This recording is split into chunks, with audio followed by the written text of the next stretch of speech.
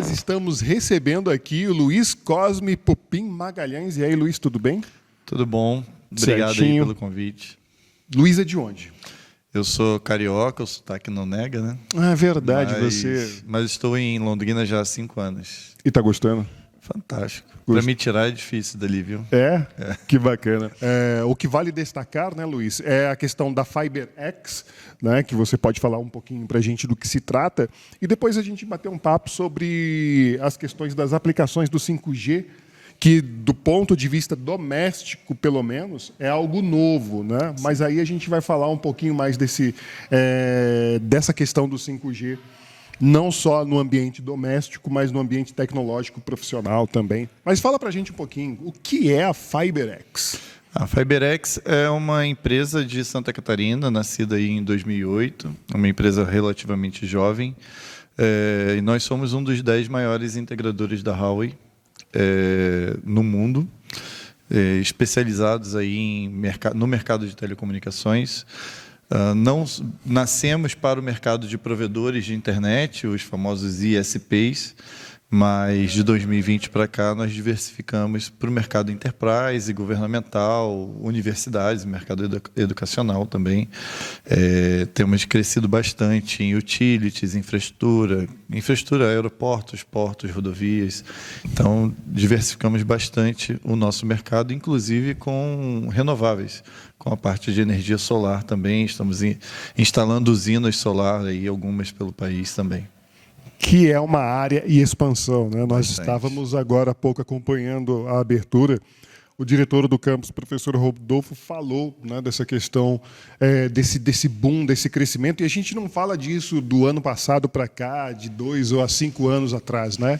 A gente está falando disso de algum tempo que já vem acontecendo, né? Isso mesmo. A gente está crescendo bastante a base energética brasileira, né? A representação das energias renováveis aí na produção energética brasileira. Nós já somos um dos países com maior percentual de energia renovável e a tendência é que a gente amplie bastante essa nossa base nos próximos anos, principalmente com eólica e solar, que vem crescendo bastante no país. Muito bom. Vamos falar de 5G? Vamos. Que foi o tema da sua palestra agora há pouco aqui para os nossos estudantes, professores e servidores. E aí, né, nós já temos a tecnologia 5G disponível. Ela não é 100% ainda no Brasil, né? Não, hoje o que nós temos são as 27 capitais já implementadas, algumas capitais já com 100% de cobertura, de uma ou outra operadora, outras capitais com alguns desafios ainda a superar, mas a meta inicial da Anatel de atendimento das 27 capitais foi cumprida e agora partiu para uma segunda fase, que é a implementação das cidades com mais de 500 mil habitantes. Aqui na região sul do Brasil é a cidade de Londrina e Joinville, que vai receber agora. Luiz, quais os desdobramentos que uma tecnologia 5G pode ter, não só no âmbito da telefonia, mas no âmbito da tecnologia, de redes, de transmissão de informação?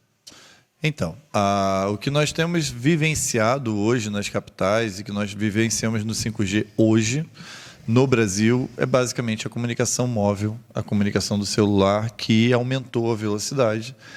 Como eu falei lá na apresentação, a expectativa é de que eu saia do Wi-Fi, entre na rede 5G e não perceba tanta diferença ou nenhuma diferença. Essa é a primeira implementação, a primeira fase de implementação do 5G.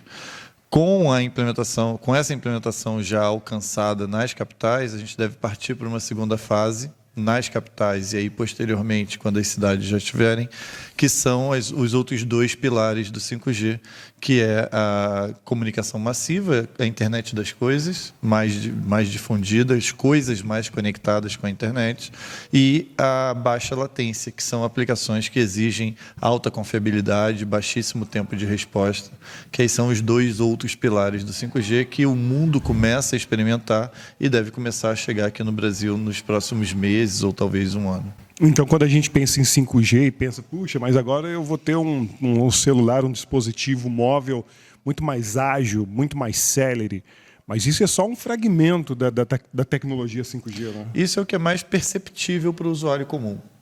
Isso é o que vai ficar mais em evidência para o usuário comum. Agora, a indústria 4.0, a revolução que o 5G vai trazer é muito mais estrutural e que o usuário comum não vai perceber tanto. Talvez ele vai começar a perceber que a concessionária de energia elétrica colocou um medidor inteligente na minha casa. Eu consigo mandar desligar a energia pelo site da operadora de energia elétrica. Quando eu vou fazer uma viagem, por exemplo, mando suspender a ligação ou mando voltar, não preciso mais esperar que o técnico vá na minha casa.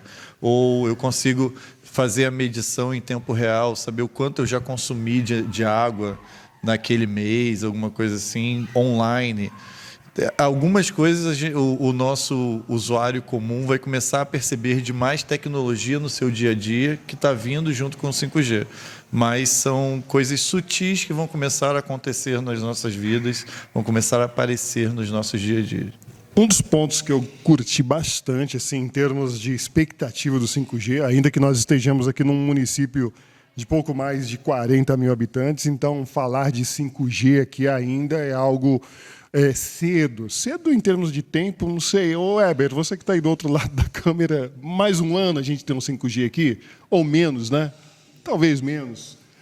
Luiz, cidades pequenas vão receber 5G quando, meu irmão?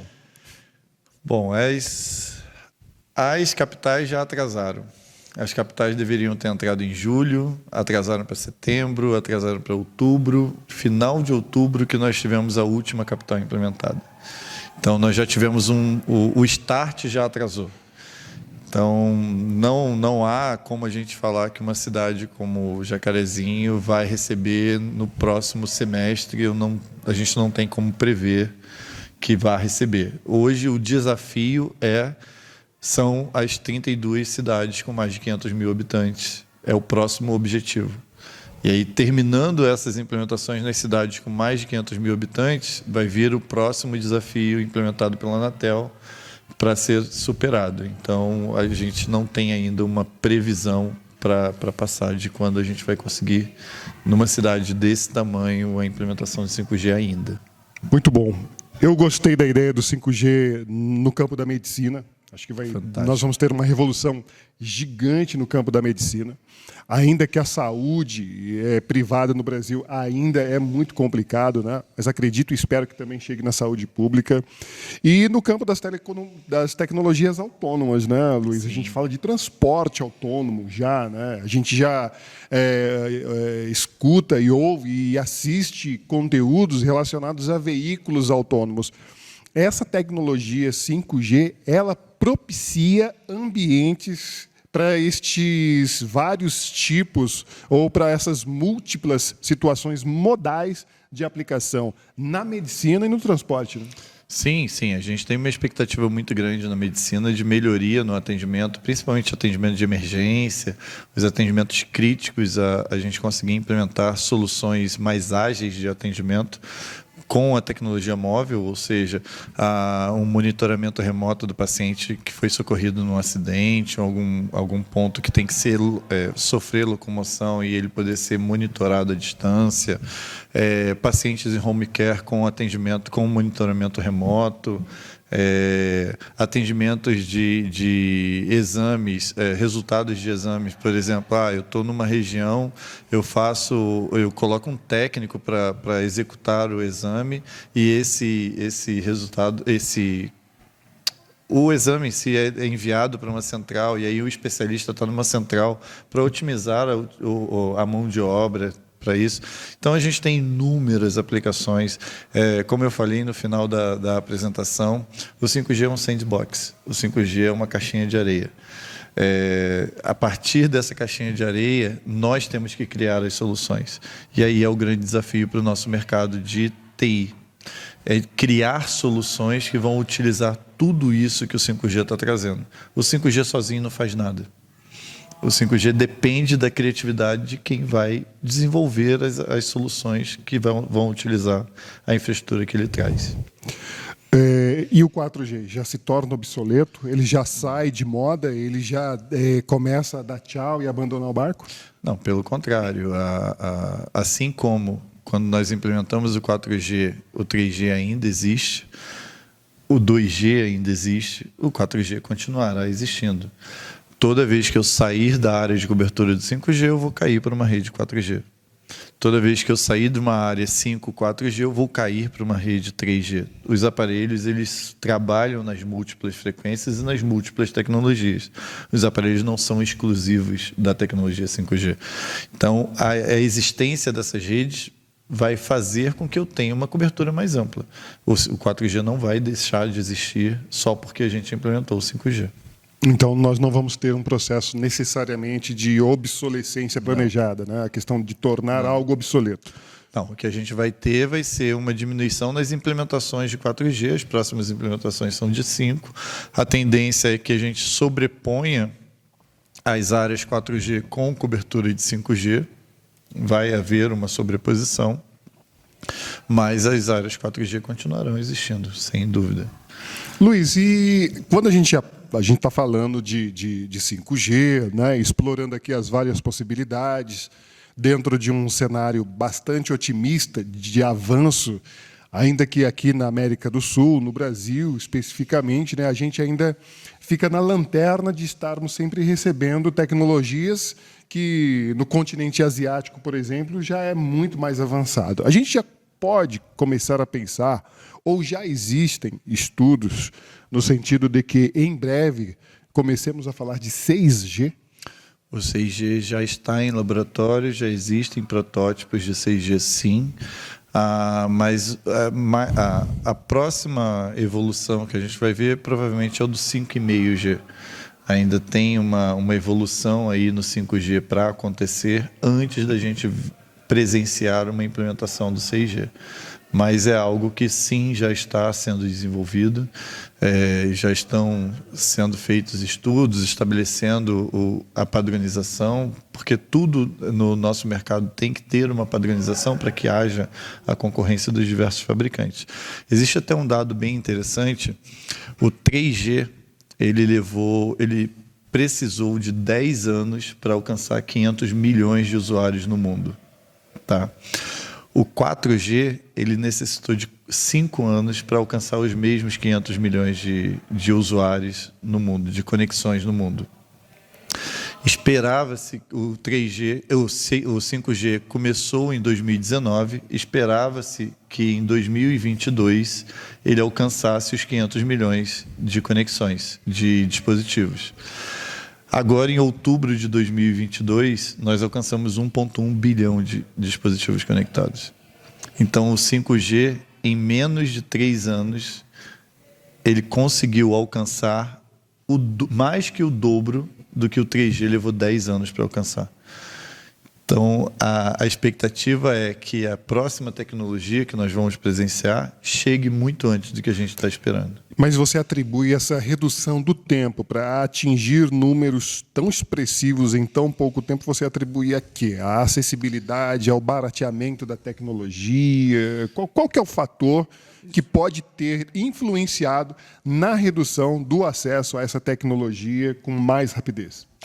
A gente tem uma evolução tecnológica, sim, com uma redução de custos, que foi muito mais acelerada.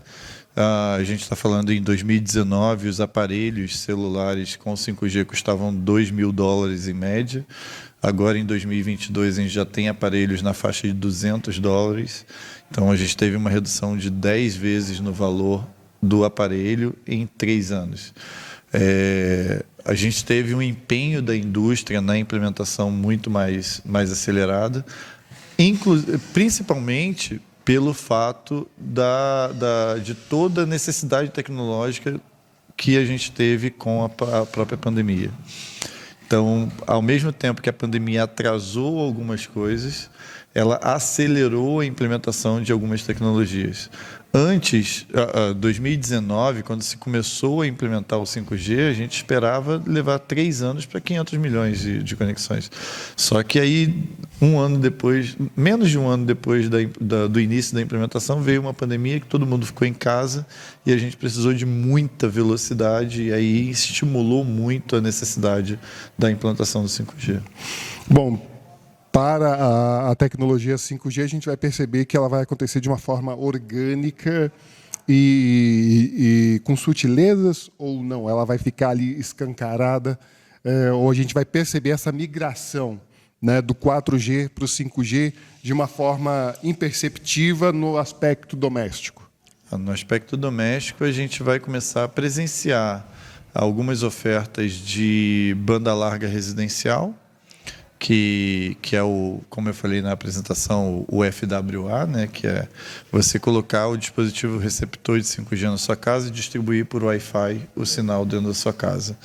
A gente deve começar a presenciar esse tipo de oferta, concorrendo aí com a fibra, concorrendo com outras tecnologias de banda larga, em alguns locais até substituindo, em outros locais não.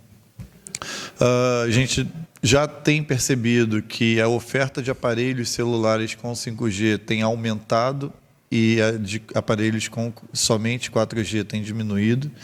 Então, conforme os aparelhos vão se tornando obsoletos, assim, na linha de produção, né, os fabricantes vão substituindo os modelos, lançando novos modelos, a tendência é que os novos modelos sejam 5G, e aí a gente diminua a oferta de equipamentos 4G no mercado. Isso a gente já tem observado. Então, a gente não espera algo muito abrupto, mas que deve ser aí gradativamente sendo substituído ou sendo mais difícil comprar equipamentos 4G e cada vez mais facilitado o acesso a equipamentos 5G. Isso que a gente deve observar. Muito bom. Luiz, quero agradecer a sua participação. Fique à vontade aí para deixar os seus canais de contato, para quem quiser conhecer mais sobre a FiberX e outros trabalhos que você desenvolve junto com a sua equipe. E foi um prazer recebê-lo aqui no Instituto Federal, uma instituição que recém recebeu aí o conceito 5, a nota 5 no nosso curso de TSI. Então é bacana que a gente comece a receber esse feedback de tecnologias de alto nível também para os nossos estudantes aqui no campus de Jacarezinho. Mais uma vez, muito obrigado. Obrigado pelo convite. Mais uma vez, parabéns pelo conceito 5 que vocês receberam. É muito importante uma cidade do interior com uma universidade tão forte, uma instituição de ensino tão forte. Os canais de comunicação, deixa o site da FiberX, www.fiberx.com.br. Lá tem tudo que a gente faz. Tem a minha área, que é a de Training Center. Eu sou responsável pelo setor de treinamentos da empresa. Agora, no início do ano, a gente deve fazer o lançamento do nosso portal de EAD também, de treinamentos online, disponível lá um marketplace onde o aluno vai contratar o treinamento que quer. E é a primeira vez que a gente comenta, está em exclusividade aqui. Muito bom. Tá bom? Mais uma vez, obrigado pelo convite. E vamos viver aí o 5G, tem muito para influenciar na nossa vida e para trazer facilidades para o nosso dia a dia. Show de bola. Obrigado mais uma vez. Um abraço. Valeu, gente. Conversei com Luiz Cosme Pupim Magalhães, que falou sobre a tecnologia 5G aqui no Instituto Federal e agora falou para vocês aí também, direto aqui do nosso canal. Um abraço, sucesso. Tchau, tchau.